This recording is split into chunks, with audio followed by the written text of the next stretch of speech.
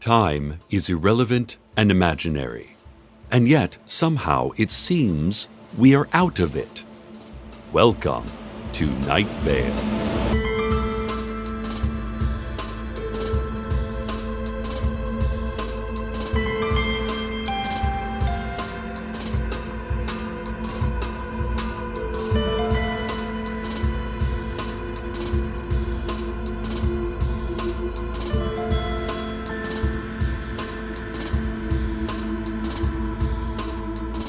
Listeners, I have just returned from an odyssey.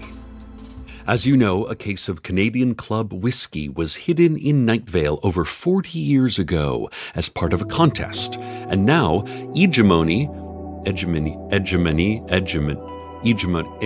that tech startup wants it back so they can drink it and thus drink the soul of Night Vale. But it turns out that the alcohol was spirited away by, spirited, it's a good one, Cecil, by baristas. I knew I had to warn them before the corporate prize contest and sweepstakes buzz marketing streak teams located them. But that would mean going to a place from which no one has ever returned. The remote Cavelands of the baristas, deep under the earth, where Eretrian pour-over drips gently from stalactites and latte foam rivers froth and bubble in cool stone cracks. We're all pretty sure the Cavelands are under that grate behind the Ace Hardware, but no one goes down there because of the stench of espresso and the chilling sounds of Carly Simon's Greatest Hits CD. The underground society of the baristas is an insular one, and no outsider has met their king. Did you know that baristas have a king? I mean, I didn't, but my niece Janice knows all about which professions have monarchs and which, like ride-sharing services, only have serpents wearing crowns. Janice still has her barista costume from last year's Careers Parade. So, in order to investigate the Cavelands, I cloaked myself carefully in the necessary animal skins, as Janice directed, and slung over my shoulders the ceremonial spiky coffee hammer and the sweater vest with the correct number of armholes. Janice and I took a quick online course in latte art. Janice was great at it. She made a photorealistic Asplenium nidus fern, and I made a rock of some kind. Janice said she knew exactly how to finish my disguise, and she was right. I regarded myself in the Ace Hardware window, and I knew that I was meant for that boldest, unruliest, most outlaw of mustaches, the Roly Fingers, the final touch of a true barista. Roly Fingers was the most famous king in barista history, and now every barista grows a long, thick mustache that swirls at the ends, just like the former King Roly. From these curls, baristas often hang sweeteners and spoons for customer service. I flexed all my facial muscles tight, and within minutes, I had finessed my new thick mustache into lovely coils. It was sunset, the time when all the baristas returned to the Ace Hardware parking lot from their day labor jobs, or as they call them, gigs, throughout Greater Night Vale. My plan was to simply blend among them. Blend. Oh, Cecil, you've done it again. And so, one by one, as they arrived, I smiled and waved at them, and we teased each other with sprays of hot steam, as is the way of baristas at the end of a long day. There were 10 of us, then 15, then perhaps 20, then 30, then 40, then 100 baristas. Baristas as far as the eye could see. So many baristas, all laughing and scalding each other with joviality. When a very tall barista, whose animal pelts were dusted with silver, looked at me with suspicion. I put her mind at ease by calling out one of their familiar jokes. Your mother is so tasteless, she orders her eggs ristretto, I cried. The barista's hardened face softened into a laugh as she called out, "Time to ride!" Our steeds made quick work of the steep 1.5-mile descent below Ace Hardware. I could hear the faint echoes of Norah Jones as we passed cuneiform-style sketches of French presses on the rocky walls. Once we were in the caves, by the lights of torches dipped in pitch, the baristas ambled to their bedrolls, their knapsacks, their bindles, and all around the cave I could see them unwrapping and dusting off and rosining their instruments. I saw harmonicas, violins, ocarinas, banjos, mouth harps, mouth pianos, mouth banjos, lip scissors, and those who had nothing to play brought out pots and pans to keep time. And we began to sing. I'm dreaming of someone whose love is so sweet, like Guatemalan Coban grown at 4,000 feet. Oh, my perfect love gives me endless bliss. Never wants the Wi-Fi password without purchase. I said he never asked for that Wi-Fi password without a purchase. And then, without warning, one of the baristas made a gesture and the rest fell silent. They were all looking at me, listeners. He doesn't know our anthem, she said. No, I totally do, I said. I mean, I was definitely singing something. The baristas closed in on me. Don't talk to me till I've had my coffee. Am I right? I pleaded. And from the back, I heard a quiet but authoritative snarl.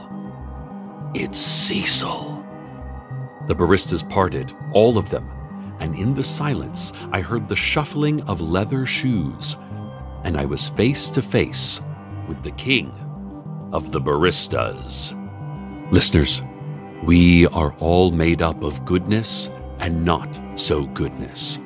We have conflicting impulses and we struggle to do right. We care to a lesser or greater extent whether our actions are moral and if they will strike other people as immoral. This is true for all of us, you and me, corporeal and otherwise, everyone, except the king of the baristas.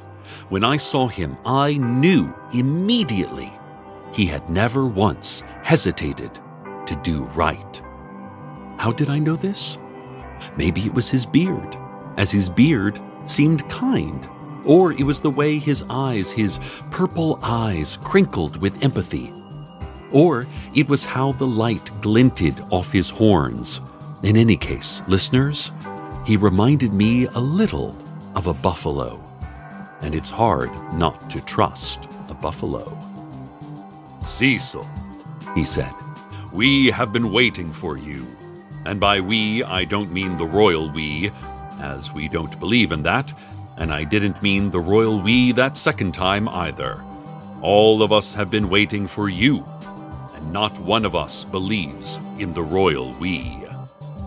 And I love your mustache so much, the king added in a baby voice as he pinched my cheek. I explained that I came to the Cavelands for the booze. He said, we'll talk about that, but first, we need to talk about something more important. Your new sponsor.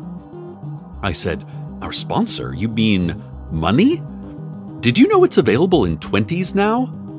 He said, do not speak to us of the attractiveness of money. Money is cursed. And of course, everything that is cursed is attractive. Otherwise, the curse wouldn't be a problem. He said that, and I thought it was pretty smart. I mean, all of the cursed objects around the station are really fun to play with. Until an intern gets hurt. Like Gustav the other day, who found a radium squish ball from one of our old station promotions. Oh, quick aside. To the family of Gustav, he was a distracted intern, and he will be missed. The king said, "How many times has a person done something awful, and you can't understand why it happened, only for the reason to be money? If there were a drug with the same side effects money has, it would be illegal." Maybe we could talk about this later, I said. There are eGemony corporate prize contest and sweepstakes buzz marketing street teams heading this way now. You'll be defenseless against them. They'll round you up into tech campus relaxation zones and make you play video games and drink energy shakes and learn PowerPoint. You'll be trapped for eternity. He said, "Oh, Cecil, they came already. There was a squadron of them, hideous and flickering shadows with smiles of black fire, driving branded cars with terrible posture. And all of them were cheery and wearing shorts and saying things like DevOps." I asked if the street teams found what they were looking for. The king of the baristas said, "We have taken care of them." And with his big hands, his big, nimble hands, he reached into the matted animal skins on his chest, and he sorted through necklaces made of tiny bird skulls and Splenda packets. He fished out a tin badge that was embossed with the eGemony logo. It still had the rampant weasels and the cheerfully crossed Animita phalloides mushrooms, but the name on the badge was ground away. "This," the king of the baristas said, "is all that's left of them." And he let out a little chuckle.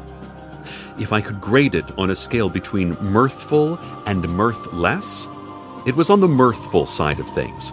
But there was also a bit of self-knowledge in it, as if the person chuckling were aware that to completely abandon himself to pleasure was to be unmoored from the realities of existence. He said the street team had covertly arrived over 4 years ago, in the dead of night, and worked their way to my desk. They recovered the case of Canadian Club, and in celebration they opened a single bottle. They passed it around, and each one drank from it. But when they drank the soul of the town, they became infused with it. By the time each had finished a single sip, they had become a part of this place, and the place had become a part of them. "Do you understand, Cecil?" he asked. And I exclaimed, "I get it." Rather than absorbing Night Vale's soul absorbed them. So, we're all good. Problems always solve themselves. Thank you, King of the Baristas. There was an uncomfortably long pause.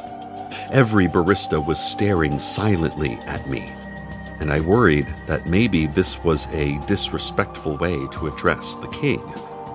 I coughed a bit, and then tried again with a classic barista joke to lighten the mood.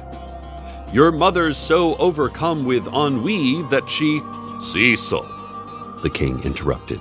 "We, the baristas, are the eGemony corporate prize contest and sweepstakes buzz marketing street team.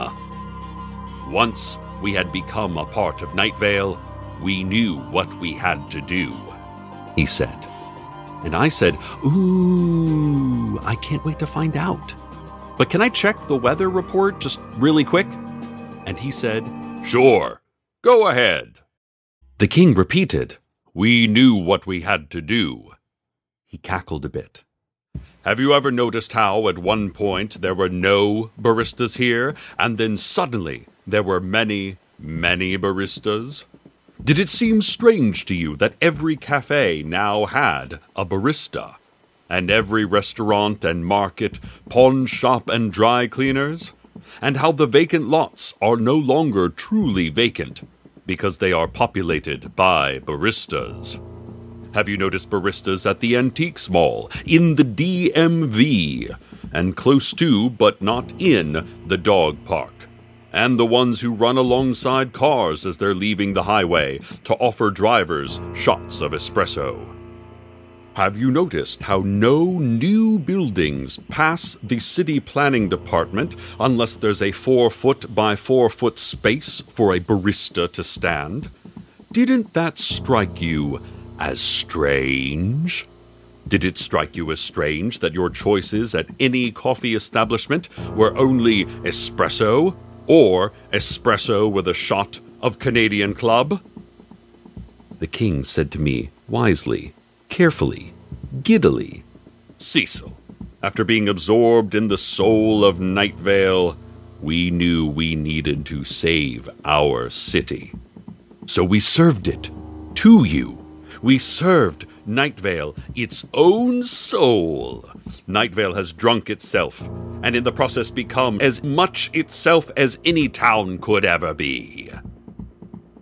By then, the sun was starting to rise, and some of the baristas had settled down and were cuddling and grooming each other in their little barista beds, as the fire in the cave was now turning to embers, and there were small ashes flittering like moths around the Sierra cups and Chemex carafes and wind-powered AeroPresses that cluttered every surface.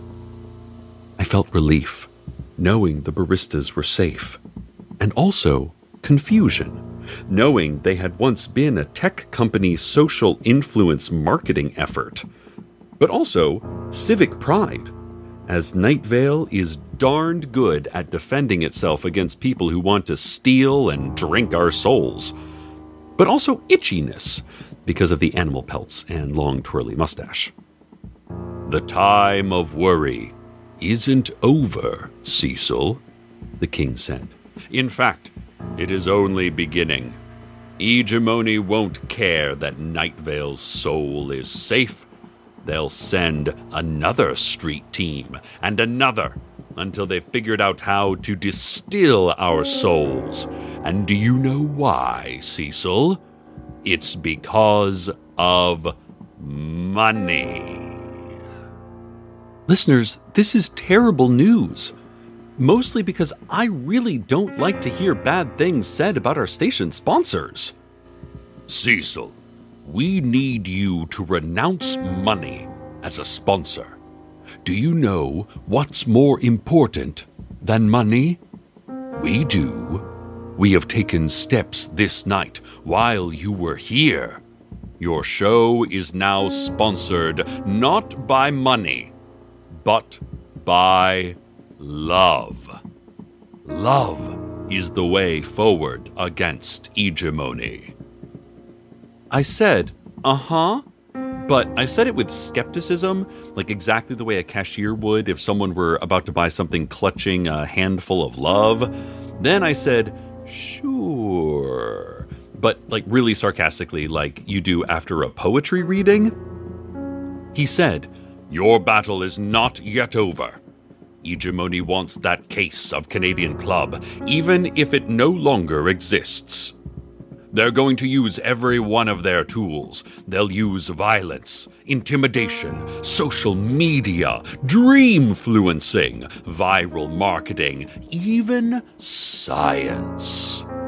They will win unless you figure out a way to repel them." And I said, pardon me, did you say that they'll use science?" And he thought about it and agreed that he had at some point said that. Science, he said, was one of eGemony's mightiest weapons, and the king of the baristas said that he wished he knew of some way to fight against it. As soon as he said this, I stood to my full height, which is 1/3 taller than my 3/4 height. Listeners, I must admit, I was moved enough to actually put my hands by my hips, and my hands were fists, listeners, fists. And I said, "Oh, I know how to fight back. There is only one weapon mightier than science, and that is more science." And the king looked at me with amazement, as if I had unsuspected depths. and he said, "Do you know science?" Do I, listeners? Do I? Next time, I'll answer that question, but spoiler alert, gosh, heck yeah, of course. Stay tuned next for Adolescent X-Team Karate Bedbugs, the show your grandma thinks you like because she never understood you. Good night, Night Vale. Good night.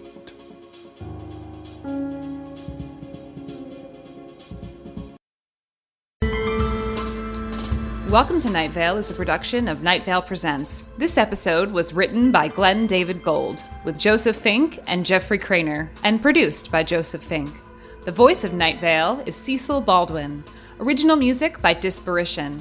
All of it can be found at disparition.info or at disparition.bandcamp.com.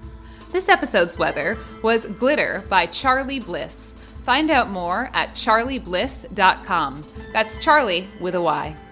Comments, questions, email us at info@welcometonightvale.com or follow us on Twitter at Night Vale Radio, or teach yourself to bake bread. It's easier than you think. Check out welcometonightvale.com for more information on this show and our upcoming tour to Texas, the Southwest, and the West Coast. See you there. Or not. Stage lights are bright. Today's proverb: why would you want to think outside the box? The box is steel and locked and buried deeply underground. It's so safe here. Why would you want to leave?